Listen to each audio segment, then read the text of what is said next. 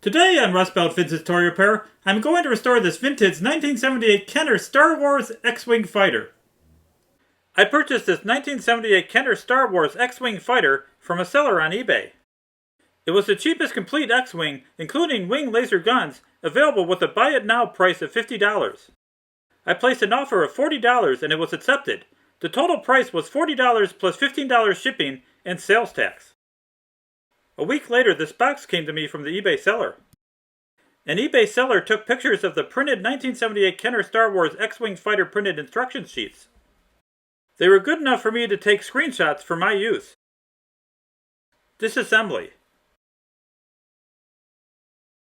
My 1978 Kenner Star Wars X-Wing fighter had yellowed, was dirty, and the stickers had fallen off, leaving adhesive residue.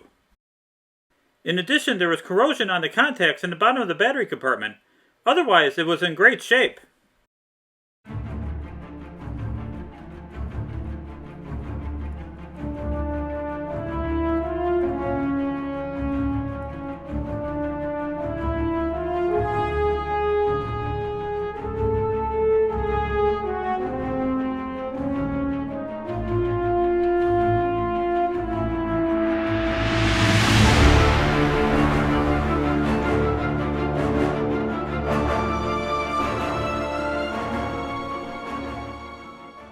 Here was my filming setup during disassembly. I found that my iPad Pro on a tripod provided good resolution. The rulers around the peripheral of the X-Wing were placed there to remind me of the iPad's camera filming area. Only a Phillips and a small flathead jeweler screwdriver were needed for disassembly. This section was sped up for brevity.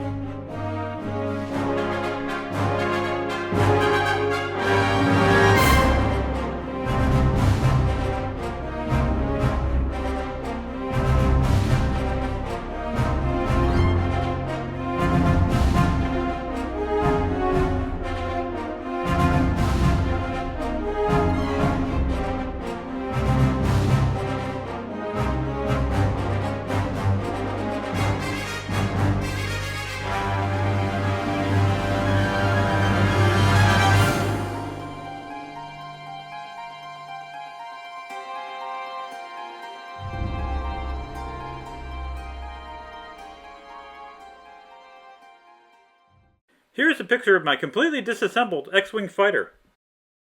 Cleaning. All X-Wing plastic body parts were scrubbed using magic eraser, starting with the nose piece, top brace, and battery cover. It is important to rinse each piece to remove the bleach residue.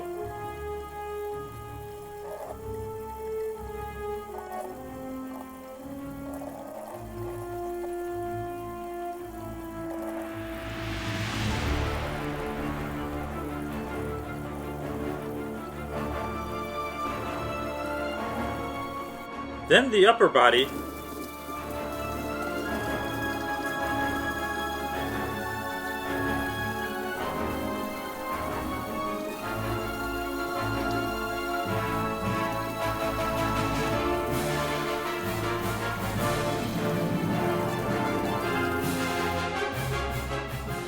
first wing,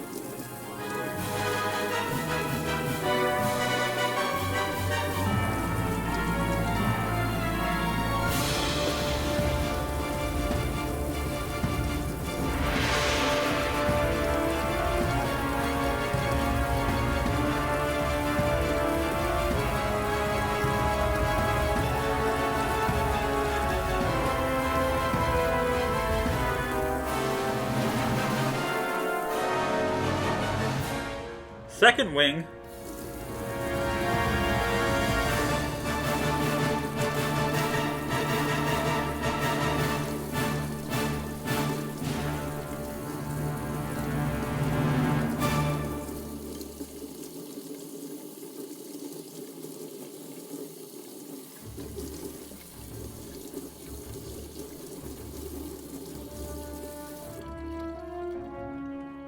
in lower body.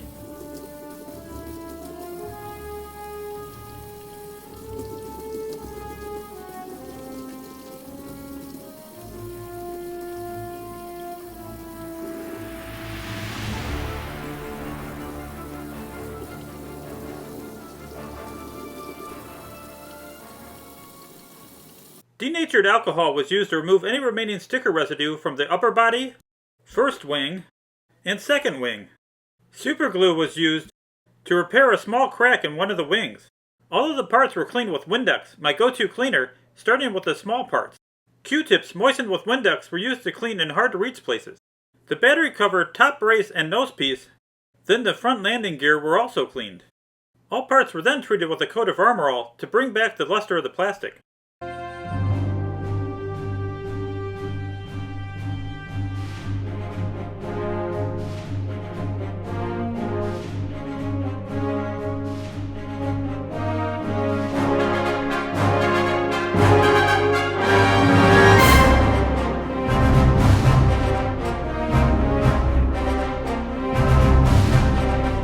I mounted the wing axle in my drill, then used 800 grit sandpaper to remove the surface rust.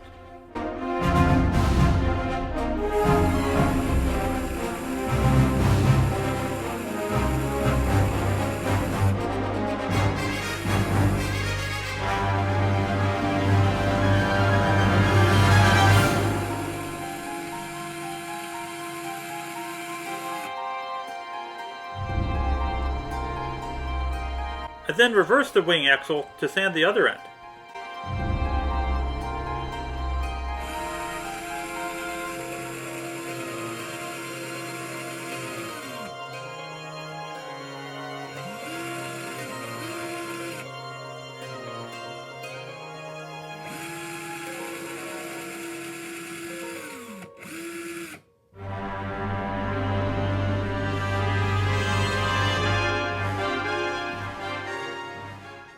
This sandpaper was also used to clean the button contacts.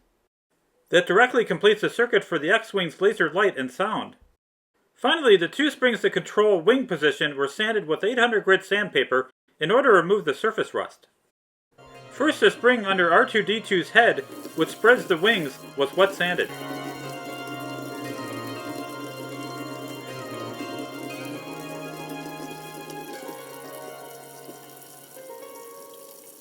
Then the spring that returns the wings to the original position was wet sanded as well.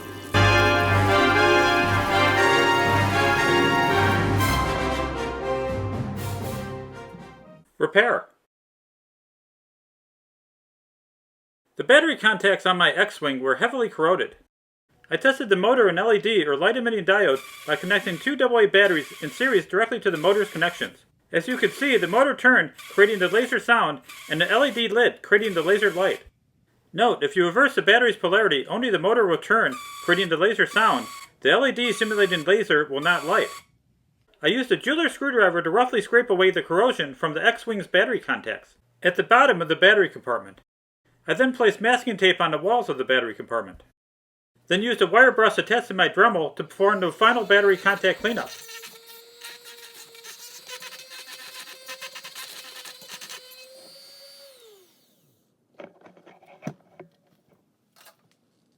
It was then time to test the battery contacts for connectivity.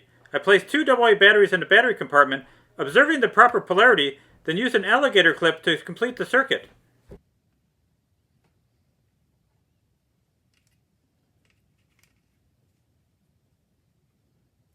Success! The laser sound motor turned and the LED laser light lit. Labelle 107 plastic-friendly model train oil was used to lubricate the front and rear bearings of the laser sound motor. The corroded rivets that held the battery contacts in place can be seen on the lower body of the X-Wing. Masking tape was used to protect the body area around the rivets. A jeweler's screwdriver was used to scrape the corrosion from the rivet heads. After the masking tape was removed, 800 grit sandpaper was used to remove the dark spots around the corroded rivets. Q-tips moistened with Windex were used to clean any loose dirt from the inside of the lower body. The lower body has some interesting ink markings at the end. These were probably used to track the assembly process. Sticker application. New stickers were purchased on eBay in order to replace the missing ones on my X-Wing. The stickers were sent via airmail all the way from Australia. A glossy adhesive-backed sheet contained all the required stickers for the X-Wing. In addition, a bonus sticker for R2-D2's body. The stickers I purchased were not die-cut and had to be cut from the sheet. Each sticker was individually cut from the sheet using both scissors and a razor blade. X-Wing body parts were kept nearby to test each sticker's fitment. It is easier to apply the stickers before reassembly. Each body area was cleaned with denatured alcohol before sticker application. I wore gloves so as not to get fingerprints on the stickers during application.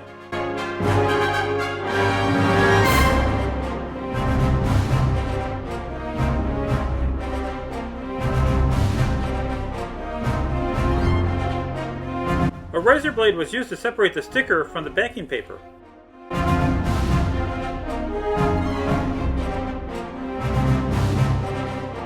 Sorry about getting my head in the picture.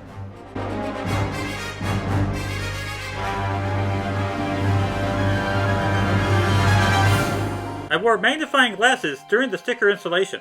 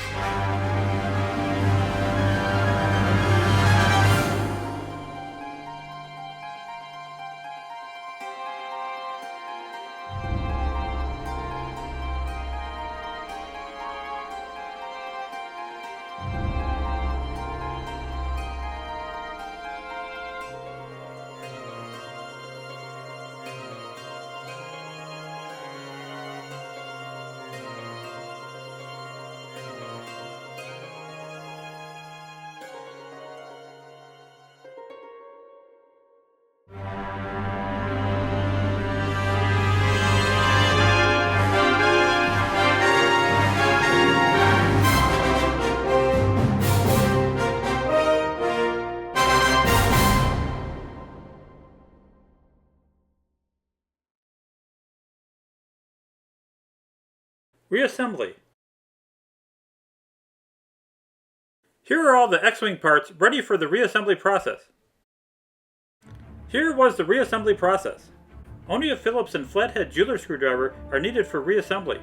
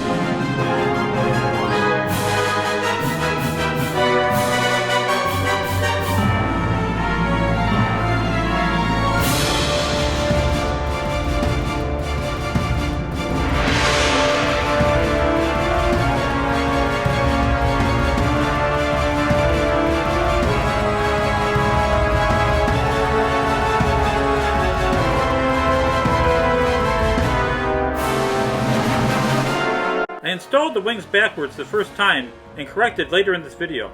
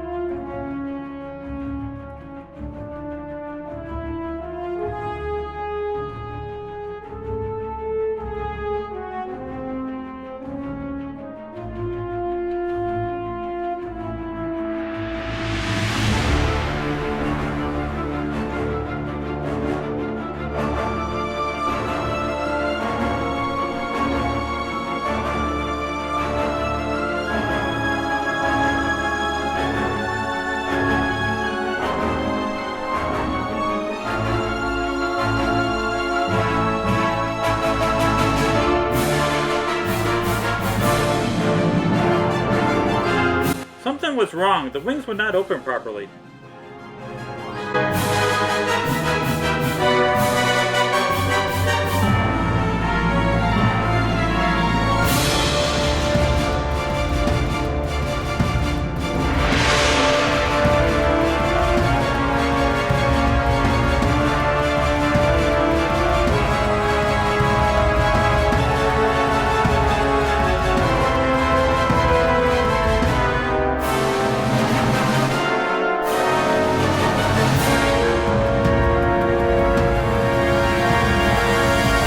And yet, I reinstalled the wings backwards again.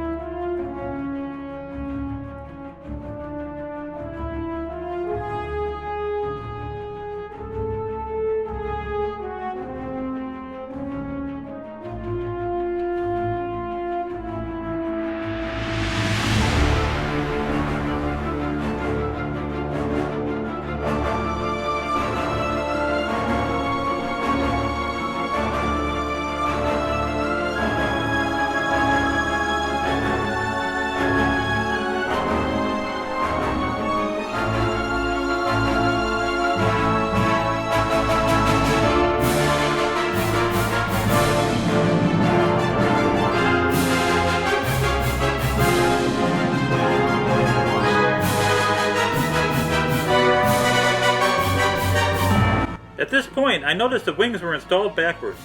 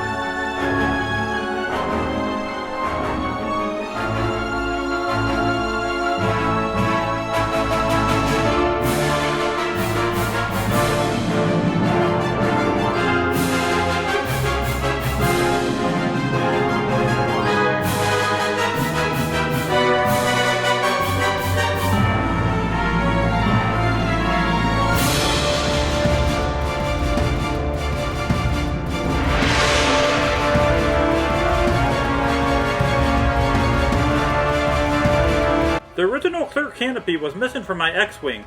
I purchased a 3D printed reproduction one from eBay.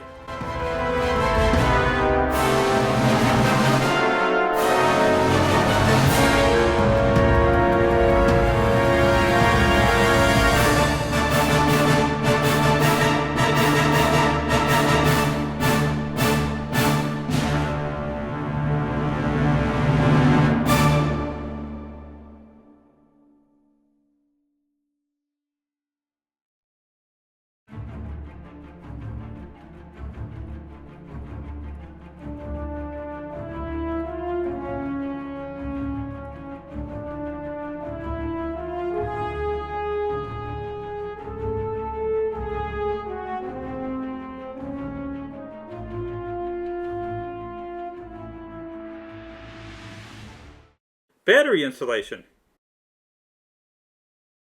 The 1978 Kenner Star Wars X-Wing fighter requires two AA batteries in order to make the laser sound and laser light work.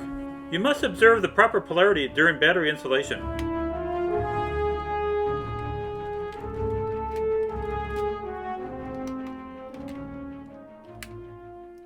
The blue button behind R2-D2 turns on the laser sound and laser light.